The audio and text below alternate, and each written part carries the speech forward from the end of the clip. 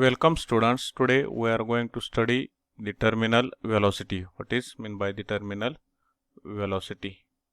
या ठिकाणी terminal velocity म्हणजे आज आपण काय करू त्यासाठी एक डेरिव्हेशन आपण फाइंड आउट करणार आहे. मग या ठिकाणी एक स्पियर दाखवले. The sphere which is following through this liquid. Sphere काय करतो या लिक्विडमध्ये फॉलो होताना आपण पाहिलेलं आहे. या ठिकाणी स्पियरचा रेडियस आर कन्सिडर केलेला आहे.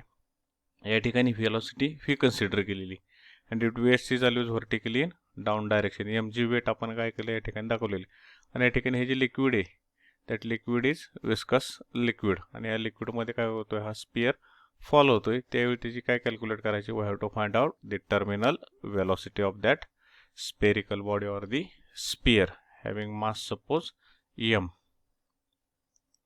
या पद्धतीने आपण काय केलेले या ठिकाणी क्रिटिकल व्हेलॉसिटी. सुरुवातीला आपण याच्या आधी क्रिटिकल व्हेलॉसिटी म्हणजे काय पाहिलेले की एक certain minimum velocity up to this the flow of liquid is streamline flow. That velocity is called as critical velocity. आणि मग हा जो स्पेअर आहे याचा रेडियस आर कन्सिडर केला आहे, लिक्विड डेन्सिटी रो कन्सिडर केलेली आहे आणि हा जो स्पेअर त्या लिक्विडमध्ये फ्लो होतोय इट इज अंडर ग्रॅव्हिटी.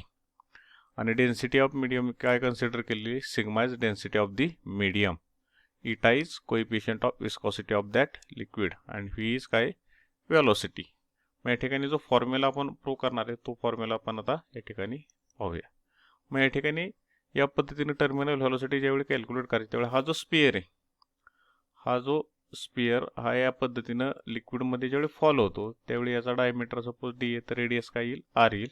मग ज्यावर जे फोर्सेस ॲक्ट होतात डिफरंट फोर्सेस ते फोर्सेस इथं दाखवलेले आहेत बघा. वेट जे ते weight is always in downward direction. म्हणजे हा जो वेट फोर्स आहे तो कुठेही डाऊनवर्ड डायरेक्शन नाही. म्हणजे ज्यावेळी लिक्विड इक्विलिब्रियम कंडिशनला असेल त्यावेळी total downward force must be equal to this total upward force. आता अपवर्ड फोर्स म्हणजेच काय तर विस्कस फोर्स. हा जो विस्कस फोर्स आहे तो विस्कस फोर्स आणि या ठिकाणी upthrust due to the medium ह्या मीडियममुळे असणारा अपथ्रस्ट ह्या दोघांची मॅग्निट्यूड एक असते. म्हणजे ज्या ठिकाणी हा जो टोटल अपवर्ड फोर्स आहे तो दोन टाईपमध्ये विभागला गेलेला आहे. एक viscous force plus upthrust due to the medium आणि डाऊनवर्ड फोर्स म्हणजेच काय weight of the that sphere तो काय डाऊनला आहे. म्हणजे दोन्ही काय असतील इक्वल असतील इक्विलिब्रियम कंडिशनला. आणि मग त्याच्यावरून आपल्याला काय कॅल्क्युलेट करायची terminal velocity of that spherical body. मग या पद्धतीने आपण डायग्राममध्ये दाखवलेल्या पद्धतीनं जे फोर्सेस आहेत ते फोर्सेस काय करू कॅल्क्युलेट करूया. मग या ठिकाणी मास दिले बॉडीचं r radius of the body म्हणजेच sphere, rho density of the material, sigma density of the medium sigma मीडियमची डेन्सिटी आणि इटा कोएफिशिएंट ऑफ विस्कोसिटी आहे या ठिकाणी बरोबर. मग या ठिकाणी जो total downward force must be equal to total upward force. म्हणजेच टोटल डाऊनवर्ड फोर्स म्हणजेच काय तर weight of the sphere that is M G is equal to total upward force दोन मध्ये डिव्हाइड झालाय बघा. एक viscous force plus force due to the medium त्या मीडियममुळे असणारा फोर्स या दोघांची काय करायची आपल्याला ॲडिशन करायची आहे त्या ठिकाणी. मग या ठिकाणी वेट ऑफ दी बॉडी बरोबर काय आहे एम इंटू जी. आता मास म्हणजेच काय तर डेन्सिटीचा फॉर्म्युला आपल्याकडे आहे बघा. डेन्सिटी बरोबर काय असतं मास अपॉन व्हॉल्यूम. म्हणजेच मास बरोबर काय येईल व्हॉल्यूम इंटू डेन्सिटी इंटू जी म्हणजे व्ही इंटू रो इंटू काय आले जी आलं.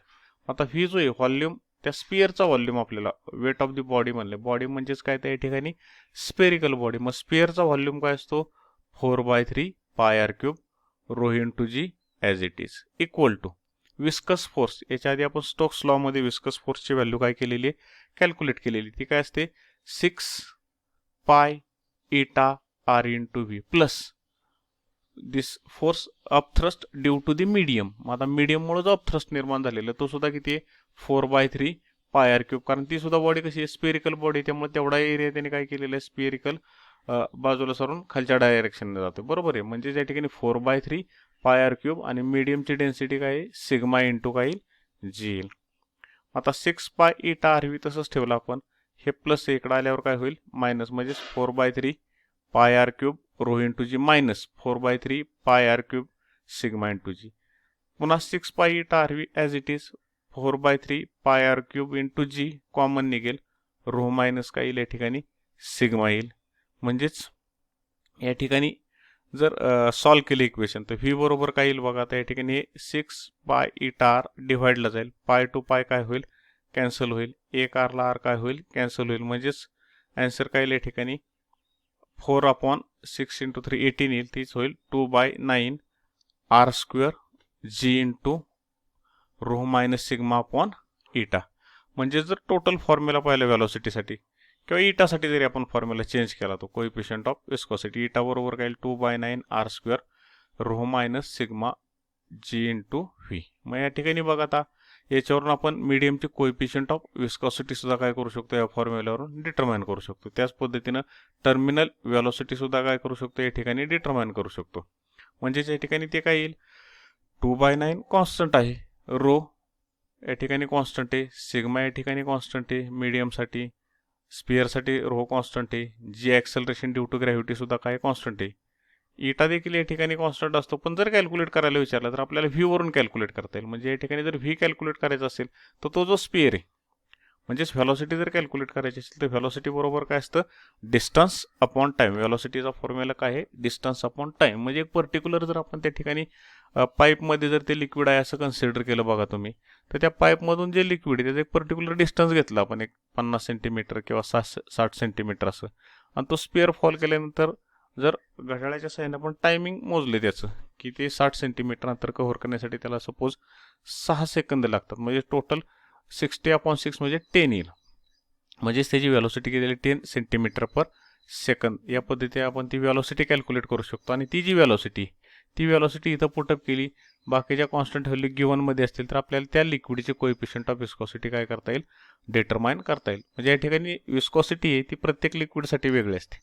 मग तुम्ही वॉटर कन्सिडर केलं त्यासाठी वेगळी येईल, पॅराफिन ऑइल कन्सिडर केलं त्यासाठी वेगळी येईल, नुसतं जर आपण खाण्यासाठी जे ऑइल्स वापरतो त्यासाठी ती विस्कोसिटी वेगळी येईल. त्याच पद्धतीने मग व्हेलॉसिटीसुद्धा काय होईल, बदलत जाईल. मग या ठिकाणी या पद्धतीने आपण काय करू शकतो, टर्मिनल व्हेलॉसिटी फाइंड आउट करू शकतो. मग सुरुवातीला ज्यावेळी तो स्पिअर आपण या ठिकाणी याच्यामधून खाली सोडणार आहे त्या बरोबर लिक्विडमधून, तर सुरुवातीला तो व्हेलॉसिटी अटेंड करतो, नंतर ती कॉन्स्टंट व्हेलॉसिटी राहते. That velocity is called as terminal velocity. ती व्हेलॉसिटी कोणती असते, टर्मिनल व्हेलॉसिटी असते, की सुरुवातीला ती इन्क्रीज होत जाईल आणि एक पर्टिक्युलर पॉईंट आला की ती कॉन्स्टंट राहते. That velocity is called as terminal velocity of that sphere. म्हणजे तुम्ही व्ही सुद्धा कॅल्क्युलेट करू शकताय ज्यावेळी तुम्हाला इटा दिला असेल, किंवा इटा कॅल्क्युलेट करू शकतो आपण, फीची व्हॅल्यू कॅल्क्युलेट करू. म्हणजे प्रॅक्टिकली आपल्याला काय दिलेलं असतील, या सगळ्या व्हॅल्यू दिलेल्या असतील. जर आपल्याला प्रॅक्टिकल असेल याच्यावर तर या पद्धतीने फीची व्हॅल्यू फक्त कॅल्क्युलेट करायची आणि त्याच्यावरून त्या लिक्विडची कोइफिशियंट ऑफ काय करतो आपण, विस्कोसिटी फाइंड आउट करतो, किंवा त्या लिक्विडची त्या फ्लुइडची आपण कोइफिशियंट ऑफ विस्कोसिटी काय करू शकतो, डिटरमाइन करू शकतो या पद्धतीनं. म्हणजे या डेरिव्हेशनमध्ये महत्त्वाचा पार्ट काय आहे, तर total upward force must be equal to the total downward force, एवढं लक्षात ठेवायचं. आणि या ठिकाणी जे वेट आहे, weight is always in downward direction, लक्षात ठेवा. वेटचा formula W is equal to काय असतो, M/G. पुन्हा मग डेन्सिटी बरोबर मास अपॉन व्हॉल्यूम. आणि या ठिकाणी जो व्हॉल्यूम आपण कन्सिडर करतोय तो स्पेरिकल बॉडीसाठीच आहे. मग तो जो स्पिअर आहे त्या स्पिअरचा व्हॉल्यूम काय असतो, तो 4/3 πr³. हा एक फॉर्म्युला आपल्याला त्या ठिकाणी लक्षात ठेवावा लागेल. आणि जो अपवर्ड फोर्स आहे त्या ठिकाणी स्टोक्स लॉ लक्षात ठेवायचा आहे, 6 pi eta r v, that is viscous force, plus 4/3 πr³ into sigma into जी.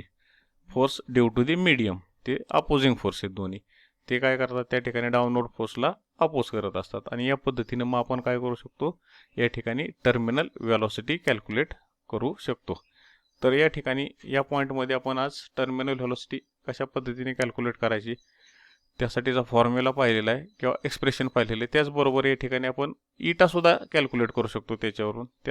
तोच फॉर्म्युला आपल्याला त्या पद्धतीनं चेंज करता येऊ शकतो. म्हणजे दोन व्हॅल्यू आपण या ठिकाणी फाइंड आउट करू शकतो.